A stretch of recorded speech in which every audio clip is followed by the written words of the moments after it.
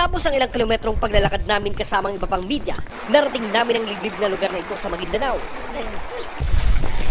Maya-maya pa, dumating sa kay ng kabayo si Aberil Ubracato, ang tumiwalag na commander ng Moro Islamic Liberation Front. Kasama niya ang mga armadong miyembro ng kanyang bagong tatag na grupo, ang Bangsamoro Islamic Freedom Movement o BIFM. Sa aming pag-uusap, una niyang binanatan ang banta umano sa kanya ng pamunuan ng MILF. Kapag daw kasi hindi bumalik si Ubracato sa MILF, 10 araw matapos ang Ramadan, tuluyan na siyang idedeklarang kaaway. Ngayon, kung meron mang kasabihan talaga, meron sila mga warning, ganon-ganon, ay kahit ngayon, hindi ko nahintayin ang 10 araw pa ngayon. Kahit anong dumating sila, ipapansin namin sila. We will welcome them. Giit pa ni Ubracato, ang MILF ang unang nag-chopper sa kanya. Parang ito nituring na ito isang aso. Aso, alam mo yung aso, lahat ng hayop, asong iba talagang batasan, ugali. Sumuka pagkatapos kanya suka niya. Kung gano'n hindi ako aso, isuka ko pagkatapos kain na makuli. Nagsimula ang hidwaan ni Nakato at ang pamunuan ng MILF dahil sa umunoy maling pamamalakad ni Kato sa kanyang grupo. Alam ko talagang kahulugan ng Bugatti yung pinakamasang tao dito sa mundo. Masama sa Panginoon, masama rin sa kanyang kapwa-tao. Nagsabi siya hindi niya alam anong talagang kahulugan. Kung talaga tutusin, ako pang maring sumabi sa kanila na sila ang bukat. Mismo kapatid ni Ghazali Jafar, kidnapper. Mismo kapatid niya kidnapper. Ayon pa kay Kato, walang patutunguhan ng peace talk sa pagitan ng MILF at pamahalaan. Kine-question din ni Kato ang legalidad ng pamumuno ni Ghazali Jafar at Al-Hajj Murad. Walang nakita kong testament na naiwan ni Ustad Salamat na nagsabi na kung mamatay ako, na si Haji Murad mamahala dito. Si Ghazali Kibala mamahala, walang testament. Sa ngayon, nasa mahigit sa 5,000 ang miyembro ng Bangsamoro Islamic Freedom Movement. At kung magtutuloy-tuloy ang hidwaan nito sa MILF, posibleng magtagal pa bago tuluyang makamit ang kapayapaan dito sa Mindanao.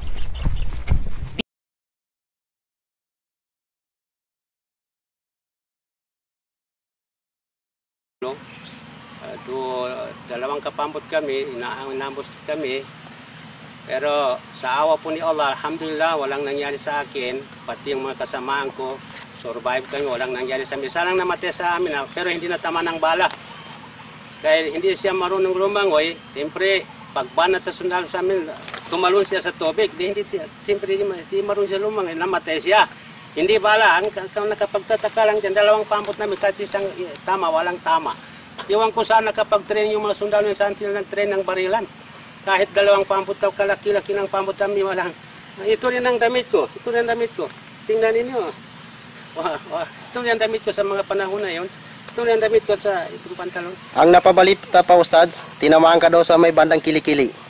Siguro kilikili nung kasama niya, kadalawang natamaan sa kapatay. Ang nakapagtataka lang sila palumbambo sa amin, silang pang tumakbo muna, silang pang natamaan. Kasi pag posisyon namin at sa mga kasamaan ko, pag posisyon namin, pag gumaganti kami, iwan ko bakit malakas sila tumakbo. Silang pang umambos. Samantala sa after a few days from that happening, kami naman umambos sa kanila sa may bandang Tumaginting area. Isang kapambos sa walang survive. Hanggang ngayon, hindi na malaman kung saan sila. Pero hindi na pinalabas sa media. Baka nahihiya sila. Hindi pinalabas sa media. Pero isang pambot wala nakasurvive. Itanong ko lang po ito, Ustads. Pahabol. Gaano ka totoo, Ustads, na napabalita dito sa ating mga pahayagan, sa TV, sa radyo, sa radyo, na marami na daw nalagas sa membro ng MILF, lalong-lalo na sa 105th Base Command na iyong pinamumunuhan. Gaano ka totoo po, Ustads? Ang talaga masabi ko lang dyan, dahil kami talaga, hindi kami magsinungali. Kasi alam mo, itong jihad, it is a part of worship. Pananampalataya ito sa puong may kapal. It is a part of worship, hindi kami magsinungaling. Kasi isang karangalan pa namin yung pagmamatay ng tao dito kasi sinasabi shahid, direct sa heaven. Direct siya sa paraiso, direct. Hindi naman talaga hindi kami gaya ni Lito Andon na kahit mga 50 men pa mamatay sa kanila, sabi na isa lang ng kwan, is slightly wounded, tamaan lang, slightly wounded. Hindi kami ganon. Sasabihin ko sa inyo totoo, mula doon sa Sagupan, sa North Cotabato, hanggang ngayon na, hindi pa umabot ng 20 person na namatay sa amin. Mga sobra 10 lang ang kwan. Yung talagang namatay. Yun ang katotohanan talaga. Yun ang katotohanan. Gaano katotoo ito, Ustad, napabalita? Hindi lang balita ito dahil nakikita pa ito sa TV. Pinakita ng military na nagre-recruit daw ang samahan ng Moro Islamic Liberation Front ng mga kabataan. Instead na sa eskwelahan nila ginugugol yung oras nila bilang kabataan, paghawak ng baril ang kanilang ginagawa sa kanilang murang edad. Masabi ko lang dyan, ang sinasabing minor de edad sa Islam ay below 10 years. Below 10 years because we are following the rules of Islam. Below 10 years, kung umabot na sa 10 years, hindi na minor de edad na. Balik na yan. Sinasabing balik yan, obligation na niyang pagtutupad sa kautusan ng Allah. Sa lahat ng bagay, sa lahat ng klase sinasabing sa pananampalataya. Worship.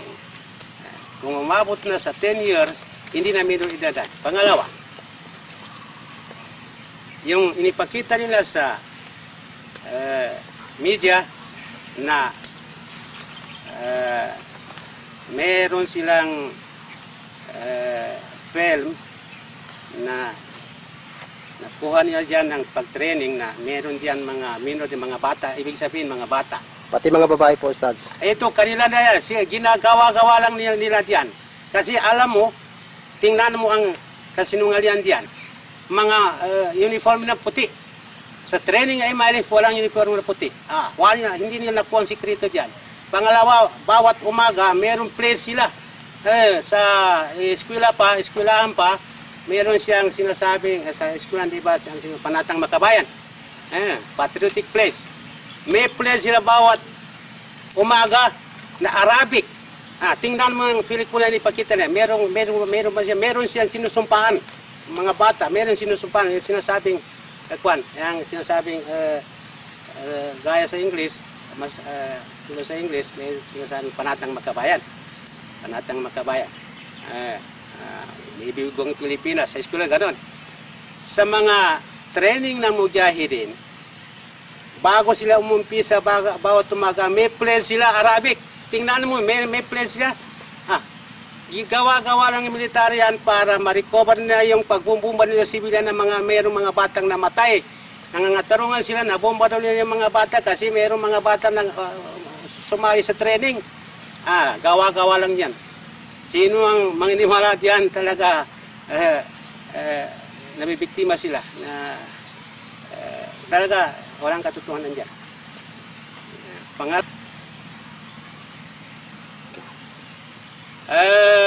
Lastly, halimbawa, kung meron man dyan, pagtingin, mumapil sa gira ng mga bata, ay hindi natin yan mahadlangan kasi baka yung ama niya pinateri ng sundalo.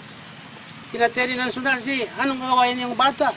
Siyempre, walang iba kundi ipaghiganti niya sa ama niya na pinatay na mga farmer lang. Gaya ng nangyari sa Butilan. Meron lang yung nangingisda. Banati na ng bonde, patay. Talaga, siyempre ang bata, kung meron siyang bata, walang gawain kundi ipaghiganti ng kanyang ama, ang tatay. Siyempre ganon. Halimbawa kung meron. Pero sa talaga, MILF talaga, hindi rumiriknut ang mga bata na minor de edad. Pero para ninyo malaman, ang sinasabing minor de edad sa Islam, below 10 years. Pag umabot ng 10 years, hindi minor de edad. Kasi it is obligation niyang pagtupad sa anumang kautusan diyan, kautusan ng Islam. Ustad, uling katanungan lang po dahil dito sa nakikita natin sa mga TV, sa mga pahayagan na ni-revive nila yung ilaga na pumapatay sa mga Moro noon. Ano po bang masasabi niyo dito sa mga bagay na to po?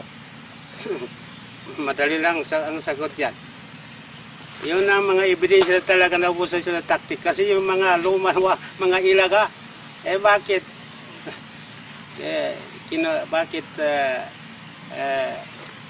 tinatawag pa nila, bakit isasali pa sa gira. Samantala mga sibilyan man yung ilaga. Sibilyan. Kung talaga honest pa ang gobyerno, hindi natin idami yung mga sibilyan.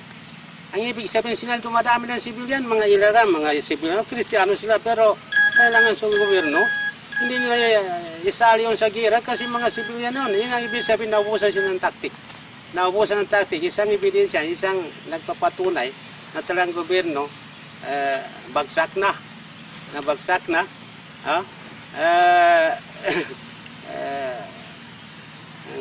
Isang magpapatunay na ang gobyerno hindi na honest.